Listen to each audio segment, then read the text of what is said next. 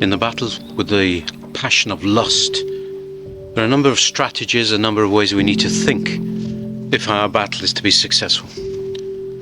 We need to reflect on ourselves and what it is we're really feeling, what we're allowing to grow within us, and what it is we're doing.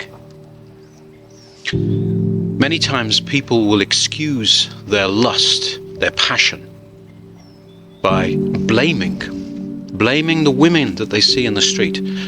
Oh, they wear clothes that are so different to the past. They dress inappropriately. It's the summertime. Look how they're dressing.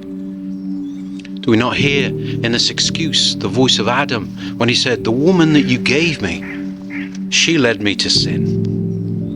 We must take responsibility for our lust, for our passion, for the things that we do. We cannot go blaming others. When we confess, we're told never to confess the sins of others. It is always our own sins that we confess.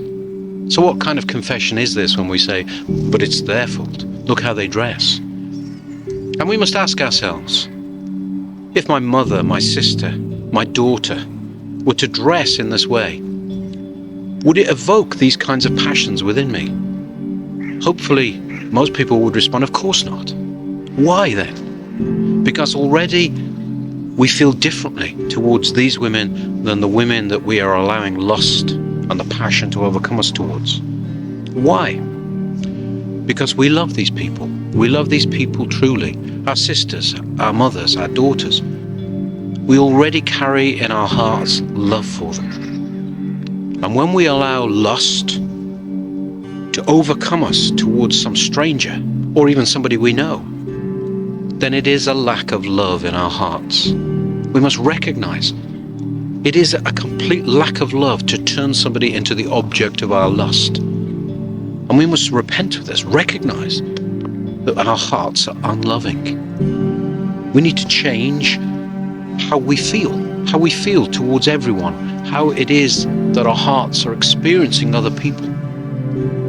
Is it love that we are allowing to grow within us? Is it the love of Christ?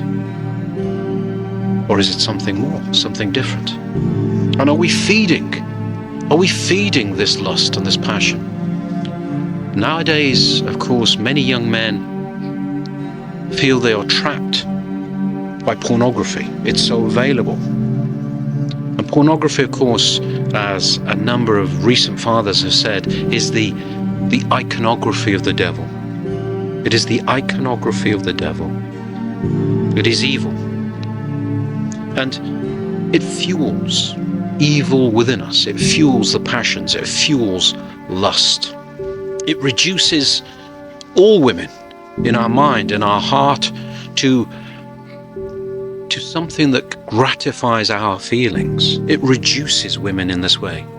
Human beings made in the image of God are then reduced to something that will satisfy our desires. Again, this is evil. St. Isaac the Syrian says to us, whoever does not voluntarily withdraw himself from the sources of temptation will involuntarily become the slave of sin, will be captured and taken away by sin, he says. So let us look at what St. Isaac the Syrian is saying here, that if we do not voluntarily, if we do not choose to deny ourselves, to turn away from those things we know stir up the passions within us, then involuntarily, against our choice, we will be dragged away by sin. We will become slaves of sin. We will be captured. We will become servants of evil. We will find ourselves incapable of resisting sin because we will become the slave of sin. So we must first, as with all temptations which must be cut off at the root before they begin to grow, we must choose to deny ourselves, to reject those things that fuel temptation. And pornography fuels desire and lust. It fuels the passions. It drags us away into the clutches of the demons.